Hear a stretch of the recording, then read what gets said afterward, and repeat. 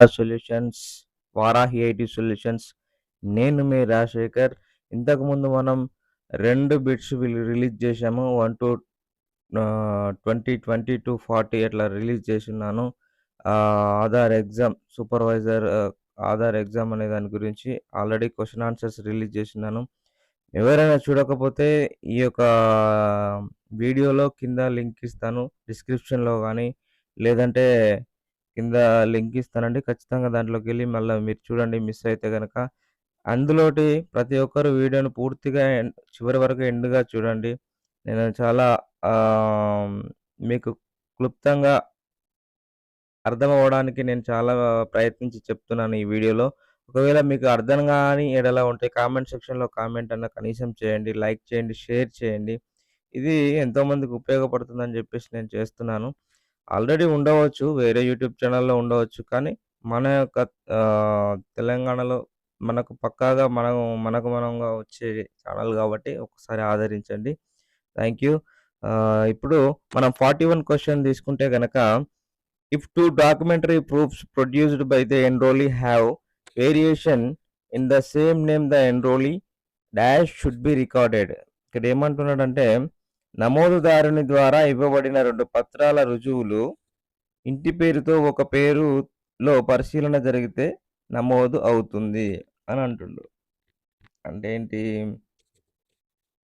నమోదు చేసుకునే వ్యక్తి 2 అంటే డాక్యుమెంట్స్ అనేది ఒక 2 ప్రూఫ్స్ ఇచ్చాడనుకోండి. ఇస్తే దాంట్లో ఇంటి పేరుతో ఒకే పేరులో పరిశీలన జరిగితే, ఇక్కడ క్వెషన్ మీకు అర్థం కాలేదట్టుంది. If 2 documentary proofs produced by the enrollee have variation in the same name the enrollee should be recorded.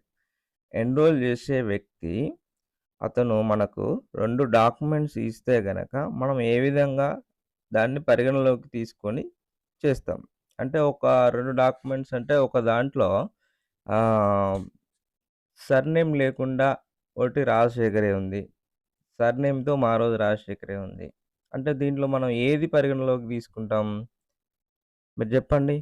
Full name full నేమ్‌తో తీసుకుంటాం. కాబట్టి ఇక్కడ మనం ఆన్సర్ పెట్టాల్సిందేంటంటే ఫుల్ నేమ్. ఓకే. అర్థమైంది కదండీ! Next. Has be recorded by the enrollment agency be declared by the enrollee in the box provided regarding male, female or transgender. ఇక్కడ ఏమంటున్నారు మళ్ళీ has to be recorded.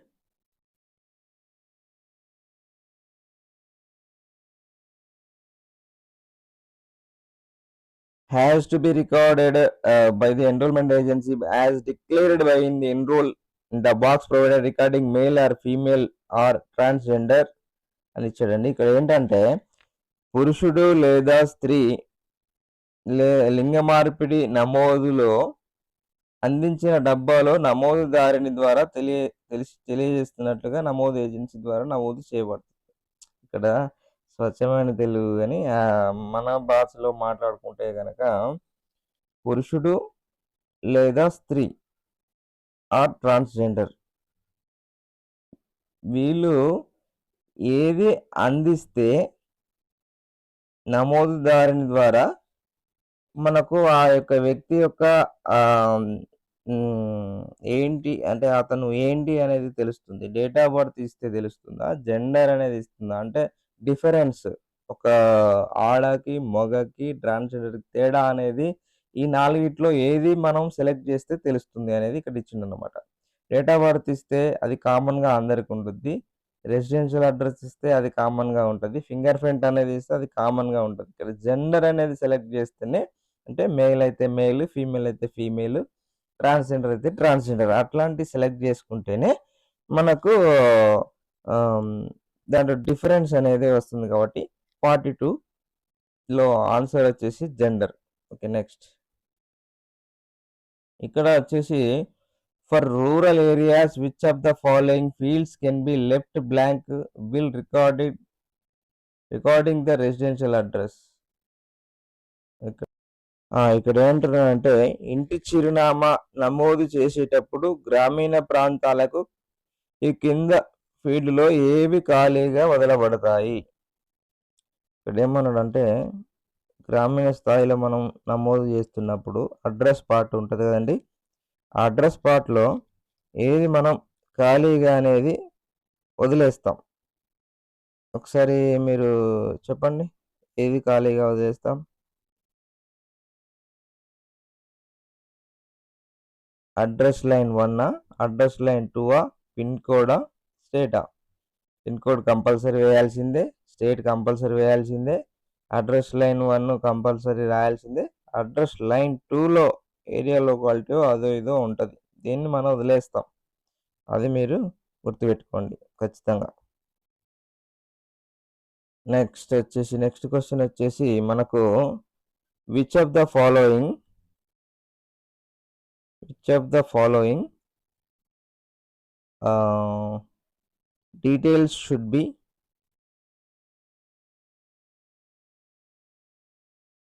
Right details should be entered in the address line 4 of the residential address. ఇక్కడ మీరు జాగ్రత్తగా గమనించండి. మెల్లమెల్లగా ఆధార్ క్లయింట్‌లోకి తీసుకొచ్చాడు. ఇక్కడ capturing demographic and biometric details topic గురించి మాట్లాడుకుంటున్నాం ఇక్కడ మనం. ఖచ్చితంగా మీరు జాగ్రత్తగా ఇవి కంపల్సరీ వచ్చే క్వెషన్స్ కాబట్టి నేను ఇంతగనం మీకు తెలియజేయడానికి ప్రయత్నం చేస్తున్నా. మీరు ఒకసారి దాన్ని తీసుకోండి. ఓకే. నెక్స్ట్ వచ్చేసి ఇంటి చిరునామా యొక్క చిరునామా లైను 4లో క్రింది వివరాలలో ఏది ఎంటర్ చేయాలి? ఇక్కడ ఏమంటున్నాడంటే మనకు గుర్తుగా చేసుకుంటే గనక మీ యొక్క ఇంటి చిరునామా అంటే అడ్రస్ పార్ట్‌లో మనం ఎంటర్ చేస్తున్నప్పుడు చిరునామా లైన్‌లో 4లో కింద వివరాలలో ఏది ఎంటర్ చేయాలి? కింద వివరాలలో ఏది ఎంటర్ చేయాలి అనే దాని గురించి ఇక్కడ క్వెషన్ అన్నమాట. ఇక్కడ ఆన్సర్ వచ్చేసి ఏముంటదంటే బిల్డింగ్ ఆర్ హౌస్ నెంబర్ ఆటోమేటిక్‌గా మనం ఎంటర్ చేస్తాం. రెండోది ఇక్కడ అడ్రస్ లైన్ 4లో ఏది ఎంటర్ చేయాలనేది చూపిస్తాడు మనకు. బిల్డింగ్ ఆర్ హౌస్ నెంబర్ అనేది సెకండ్, స్ట్రీట్ అనేది థర్డ్. నెక్స్ట్ వచ్చేసి ఏమున్నది ల్యాండ్ మార్క్ అనేది మనం ఎంటర్ చేయాల్సి ఉంటుంది. కాబట్టి అది 44 క్వెషన్‌లో ఆన్సర్ వచ్చేసి ల్యాండ్ మార్క్ అండి. నెక్స్ట్ వచ్చేసి 45 which of the following used retrieve pre-enrollment data?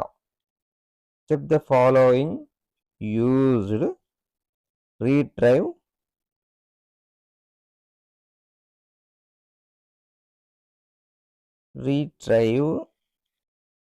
pre-enrollment data? అంటే ఇక్కడ ఏమంటే ఇక్కడ మీనింగ్ ఏంటంటే తెలుగులో వచ్చేసి పూర్వ నమోదు డేటాని తిరిగి పొందడానికి క్రింది వాటిలో దేనిని ఉపయోగిస్తారు? పూర్వ నమోదు డేటాని అంటే ఆల్రెడీ డేటా ఉందనుకోండి, ఆల్రెడీ దిగాడనుకోండి, ఆధార్ ఎన్రోల్మెంట్ అనే దిగాడనుకోని దాన్ని అంతే అది బై మిస్ అయిందనుకోండి, లాస్ట్ అయిందనుకోండి, దాని గురించి మనం వెళ్ళి అడగాలంటే ప్రీ ఎన్రోల్మెంట్ ఐడి అనేది ఎంటర్ చేయాల్సి ఉంటుంది. ఆన్ టైమ్ పాస్వర్డ్ అనేది ఉండదు. రెసిడెంట్ నేమ్ అనేది అంతా రాదు. ఆధార్ ఐడితోని అది కాదు. కాబట్టి ప్రీ ఎన్రోల్మెంట్ ఐడి అనేది సరైన ఆన్సర్ అండి. ఇది నెక్స్ట్ క్వెషన్ వచ్చేసి 46 nature of the village, town, city, VTC and post office field gets automatically populated when dash of the region entered. మనం ఏది ఎంటర్ చేస్తే automatically name of the village, town, city, post office field gets automatically populated అంటే అందులోకి వచ్చేస్తాయి మనం ఏది enter చేస్తే. House number enter చేస్తే వస్తాయా, మండల మొబైల్ నెంబరా, పిన్ కోడా? మీకు అర్థమై ఉంటుంది కదా. ఏది ఎంటర్ చేయాలి? పిన్ కోడ్ ఎంటర్ చేయాలి. ఇక్కడ ఏది ఎంటర్ చేయాలి? పిన్ కోడ్ ఎంటర్ చేయని ఆటోమేటిక్గా విలేజ్, మండలం అన్నీ ఆటోమేటిక్గా వచ్చేస్తాయి. Next, which of the following will you do when a resident is unable to provide the exact date of birth? ఇక్కడ ఏమంటున్నారంటే తెలుగులో వచ్చేసి, నివాసి ఖచ్చితమైన పుట్టిన తేదీని అందించలేకపోయినప్పుడు క్రింది వాటిలో మీరు ఏది చేస్తారు? ఇప్పుడు సపోజ్ న్యూ ఎన్రోల్మెంట్ చేస్తున్నాం మనం, దాంట్లో డేట్ ఆఫ్ బర్త్ సర్టిఫికేట్ తీసుకురాలేదు తను, అందాదగా మీరు దాంట్లో డేట్ ఆఫ్ బర్త్ వేస్తారా, లేదంటే ఏది వేస్తారు మీరు అందులో? అంటే ఆ ఫీల్డ్ గ్యాప్లో ఏమి ఎంటర్ చేస్తారు? లీవ్ ద ఫీల్డ్ బ్లాంక్, ఆ ఖాళీని వదిలిపెట్టండి అని అంటాడు. Enter the resident zodiac sign. అంటే నివాసి యొక్క రాశిని ఎంటర్ చేయడం అంటాడు. కాదు. Enter the age as mention by the resident. Enter the age of resident by అంటే నివాసి ద్వారా చెప్పబడిన వయసుని ఎంటర్ చేయడం. Enter the year of birth. Only birth అంటే బర్త్లో ఉన్నటువంటి ఇయర్ని మాత్రమే ఎంటర్ చేయాలా? లేదు. ఇక్కడ మనకు ఆన్సర్ వచ్చేసి enter the age as mention by the resident, అంటే నివాసి ద్వారా చెప్పబడిన వయసు మాత్రమే ఎంటర్ చేయాలి మనం న్యూ ఎన్రోల్మెంట్ చేస్తున్నప్పుడు. గుర్తుపెట్టుకోండి. Next 48. The must ensure that every operator has a copy the critical points to be reviewed at the station during the review. ఇక్కడ ఏమంటున్నారంటే, సమీక్ష సమయంలో స్టేషన్ వద్ద సమీక్షించాల్సిన కీలక పాయింట్ల యొక్క కాపీని ప్రతి ఆపరేటర్ ఖచ్చితంగా కలిగి ఉండేలా చూసుకోవాలి. అచ్చమైన తెలుగులో మాట్లాడితే కనుక ఈ విధంగా ఉంటుంది. సమీక్ష సమయంలో స్టేషన్ వద్ద సమీక్షించాల్సిన సమయంలో కీలక పాయింట్ల యొక్క కాపీని ప్రతి ఒక్క ఆపరేటర్ ఖచ్చితంగా కలిగి ఉండేలా చూసుకోవాలి. ఎవరు చూసుకుంటారండి? Must ensure that every operator has a copy of the critical points to be reviewed the station during the review. ఎవరు రివ్యూ చేయాలి? ఎవరు చూసుకుంటారంటే, ఇంట్రడ్యూసర్ అక్కడ ఉంటాడా? ఉండడు. నోడల్ ఆఫీసర్ ఉంటాడా? ఉండడు. రెసిడెంట్ ఉంటాడా? ఉండడు. ఆపరేటర్కి రివ్యూ చూసి క్రిటికల్ పాయింట్స్ చెప్పాల్సింది ఎవరు అంటే ఎన్రోల్మెంట్ ఏజెన్సీ సూపర్వైజర్. కాబట్టి దీని యొక్క ఆన్సర్ వచ్చేసి enrollment agency supervisor. Next question వచ్చేసి, operator needs to sign off every enrollment by providing their fingerprint and or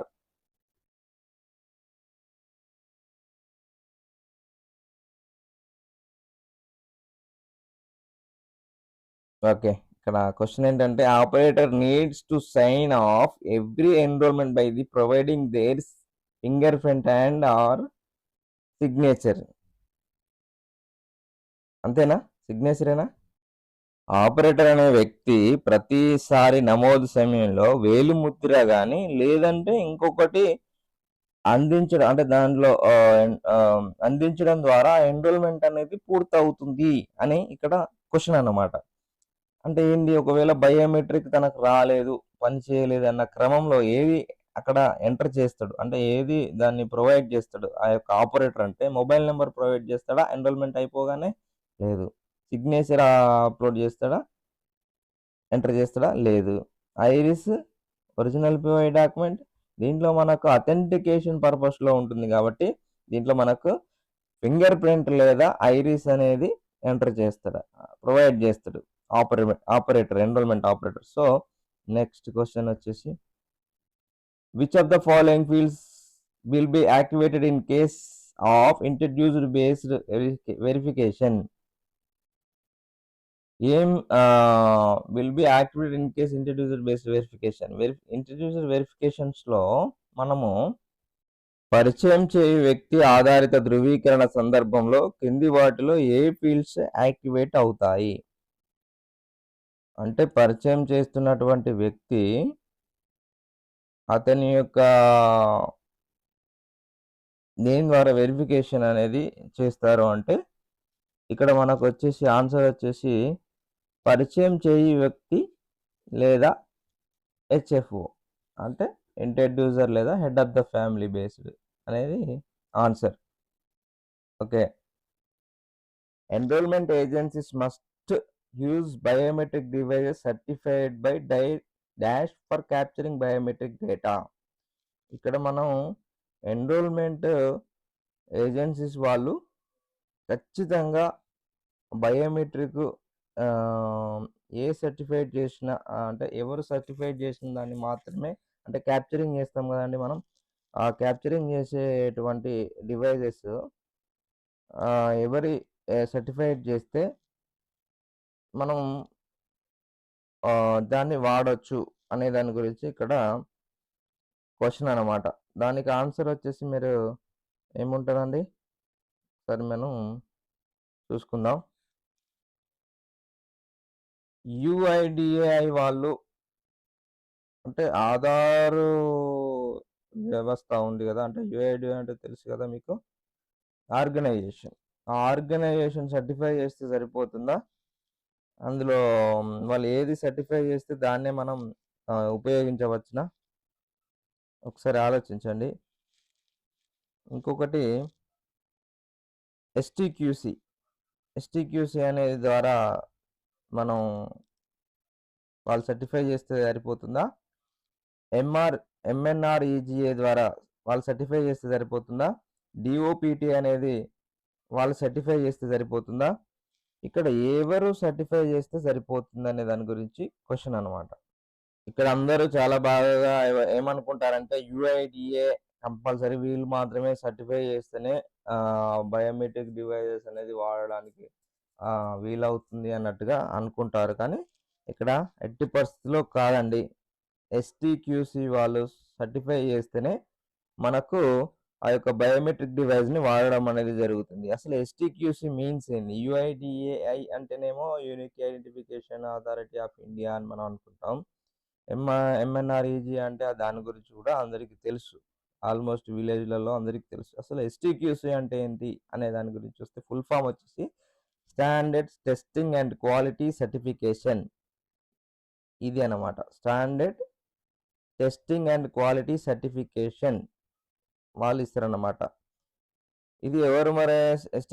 ఎస్టీక్యూసీ is a designated lab that provided testing and certification services for biometric devices to meet UIDAI standards.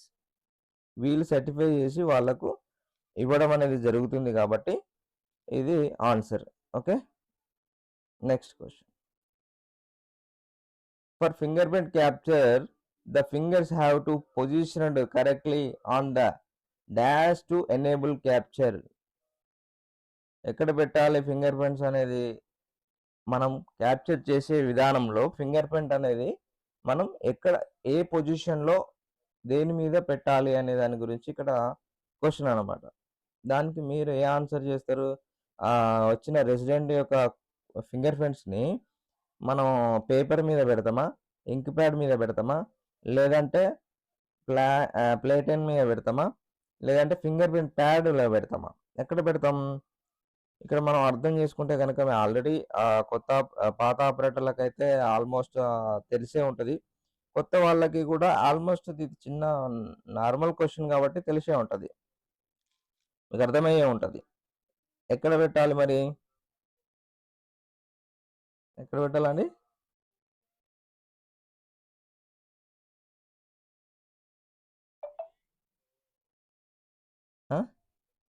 Finger print pads. ఇక్కడ fingerprint ప్యాడ్స్‌లో పెట్టాలి. అందరూ ఇదే అనుకుంటారు finger prints pad అని. కానీ కాదండి. ఇక్కడ మనం ప్లేటెన్ మీదే పెడతాం. ఇది గుర్తుపెట్టుకోండి. అందరికీ ఇదే గుర్తొస్తది. అరే! ఫింగర్ ప్రింట్ ప్యాడ్సే కదా! దీని మీద పెడతాం మనం అనే ఆలోచనే వస్తది. కానీ ప్లేటెన్ మీద పెడతాం మనం. అది గుర్తు చేసుకోండి ఒకసారి. Right. Next question 53. Finger prints are the best captured in the standing position. మనం capturing demographic and biometric details గురించి మాట్లాడుకుంటున్నాం. టాపిక్ వచ్చేసి క్వశ్చన్ వచ్చేసి finger prints are best captured in the standing position. మనం రెసిడెంట్ వచ్చినప్పుడు ఆపరేటరు తన యొక్క resident యొక్క ఫింగర్ ప్రింట్స్ని ఏ పొజిషన్లో ఉండి క్యాప్చర్ చేసుకుంటే బాగుంటుంది అంటే స్టాండింగ్ పొజిషన్లో ఉండి చేస్తే బెస్ట్ క్యాప్చర్గా అవుతుంది అని చెప్పేసి ఇక్కడ అంటున్నాడు. బెస్ట్ క్యాప్చర్ స్టాండింగ్ పొజిషన్లో ఉంటే అవుతుందా, కూర్చుంటే అవుతుందా, ఏ విధంగా అవుతుంది అనేది దాని గురించి తెలుసుకుంటే మాత్రం ఖచ్చితంగా నిజానికి వస్తే మాత్రం స్టాండింగ్ పొజిషన్లో కొంచెం బలంగా దాని మీద ప్రెస్ చేయవచ్చు కాబట్టి ఫింగర్ ప్రింట్స్ అనేది కరెక్ట్గా పడతాయి కాబట్టి మనం స్టాండింగ్ పొజిషన్లో ఉండి తీసుకోవడమే ఉత్తమమైనది. కాబట్టి 53 క్వశ్చన్ వచ్చేసి ఆన్సర్ వచ్చేసి ట్రూ. నెక్స్ట్ వచ్చేసి for finger print capture the finger have to be position correctly on the to enable capture. ఇక్కడ మనం ఒక ఫింగర్ ప్రింట్స్ని క్యాప్చర్ చేయాలంటే ఏ పొజిషన్లో ఉండి మనం క్యాప్చర్ చేయాలి, దీని మీద ఫింగర్ ప్రింట్స్ అనేది క్యాప్చర్ చేయాలి అనే దాని గురించి ఇక్కడ క్వశ్చన్ అండి. పేపర్ మీద చేస్తామా, ఇంక్ ప్యాడ్ మీద చేస్తామా, ప్లేటన్ మీద చేస్తామా, ఫింగర్ ప్రింట్ ప్యాడ్ మీద చేస్తామా? ఫింగర్ ప్రింట్స్ ప్యాడ్స్ కదా, ఫింగర్ ప్రింట్ ప్యాడ్స్లో చేస్తామా మనం? కాదు. అందరూ ఇదే అనుకుంటారు, ఫింగర్ ప్రింట్స్ ఉంది కదా ఫింగర్ ప్రింట్స్ని దాని మీదనే పెడతాం అనుకుంటాం, కానీ కాదు. ఇక్కడ ప్లేటెన్ అండి, ప్లేటెన్ మీద మనం క్యాప్చర్ చేస్తాం. అది ఆ పొజిషన్లో మనం పెట్టి చేస్తాం. అది కరెక్టమైన ఆన్సర్. ఓకే, నెక్స్ట్ క్వశ్చన్ వచ్చేసి finger prints are best capture in standing position. ఇందాక మనం వచ్చిన క్వశ్చన్ మళ్ళీ వచ్చింది. బెస్ట్ క్యాప్చర్ స్టాండింగ్ పొజిషన్లో ఉండి మాత్రమే తీసుకోవచ్చు. ఇది ఓకే, ట్రూ. నెక్స్ట్ ఇక్కడ for capturing facial image dash of the enrollee needs to be captured. ఇక్కడ ఏమంటున్నాడంటే మనము రెసిడెంట్ వచ్చిన వ్యక్తికి ఏ విధంగా ఫోటో తీయాలి అంటే ఫ్రంటల్ పోజా లేదంటే సైడ్ పోజా, ఎనీ కంఫర్టబుల్ పోజా, all the given options. Side pose తీసుకుంటామా, ఆధార్లో తీసుకోము. ఎనీ కంఫర్టబుల్ పోజ్ అంటే ఎట్లయినా దిగొచ్చా ఆధార్లో ఫోటో అనేది? కాదు. ఆల్ ద గివెన్ ఆప్షన్స్ అంటే కాదు. ఇక్కడ ఫ్రంటల్ పోజ్ మాత్రమే, అంటే మనం ఫేస్ అగుపించే విధంగా ఫ్రంట్ పోజ్ అంటే పాస్పోర్ట్ ఏ విధంగా అయితే దిగుతామో అది కనిపించేలా మాత్రమే ఫ్రంటల్ పోజ్ మాత్రమే దిగుతాం కాబట్టి ఇది ఖచ్చితమైన ఆన్సర్. నెక్స్ట్ వచ్చేసి 57 if the finger print captured is not of the requisite quality, the operator would make a reasonable number of attempts to capture the biometric of the resident. ఇక్కడ ఏమంటున్నారంటే ఒక resident వచ్చినప్పుడు తన యొక్క వేలి ముద్రలు సరైన మనకు అనుకున్న రీతిలో అంటే ఆ పర్సంటేజ్ రావట్లేదు అనుకున్నప్పుడు ఎన్నిసార్లు అయినా కానీ దాన్ని క్యాప్చర్ చేసుకునే విధానం మనకు ఉంటుంది, ఆ రెసిడెంట్కి చేసుకునే విధానం ఉంటుంది అని చెప్పేసి అంటున్నాడు. అంటే కరెక్టే, మనం 4 అటెంప్ట్స్ ఉన్నా కానీ దాన్ని మనం డిలీట్ చేసుకొని మళ్ళీ క్యాప్చర్ చేయొచ్చు ఫింగర్ ప్రింట్స్ని. మనం ఎన్నిసార్లు అయినా చేసుకోవచ్చు, అది మన ఓపిక ఆ విధంగా ఉంటుంది. కరెక్ట్, ఇది నిజమైన ఆన్సరే కాబట్టి ట్రూ.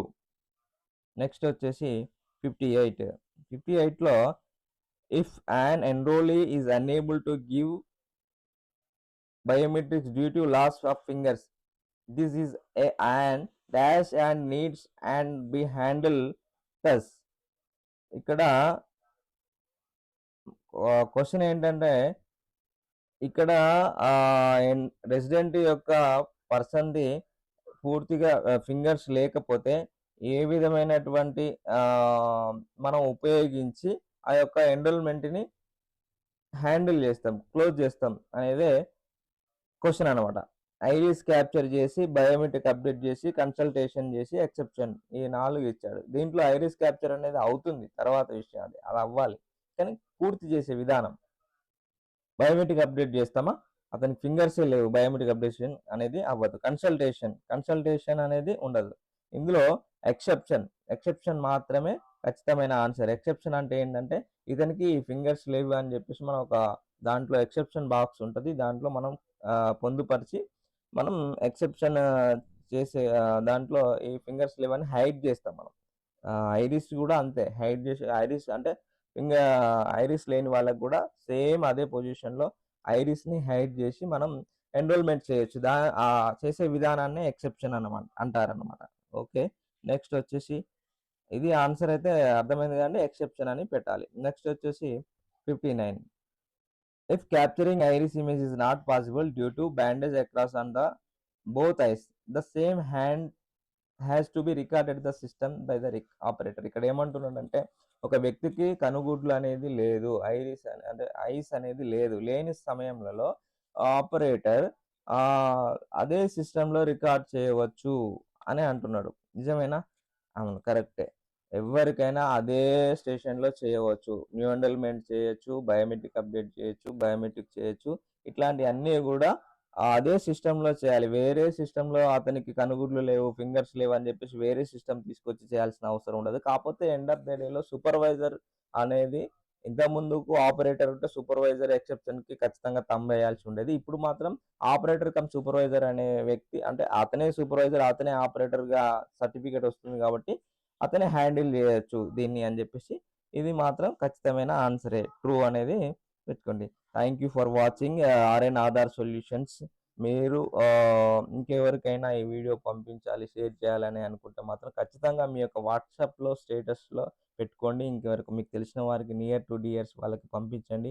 మా యొక్క ఛానల్‌ని సబ్స్క్రైబ్ చేయండి. ఇంతవరకు సబ్స్క్రైబ్ చేయని వాళ్ళు ఉంటే కొంచెం దీన్ని పూర్తిగా చూడండి. నేను ఇంతగానో కష్టపడి నేను చేస్తున్నప్పుడు పూర్తిగా చూడండి. ఖచ్చితంగా ఆహ్, ఎవరైనా గాని సబ్స్క్రైబ్ చేసుకోండి. తర్వాతకి బెల్ ఐకాన్‌ని ఆహ్, క్లిక్ జేసుకోండి. మీకు మా యొక్క నోటిఫికేషన్స్ అనేది వస్తాయి కాబట్టి. Thank you for watching. Thank you one and all. జై హింద్.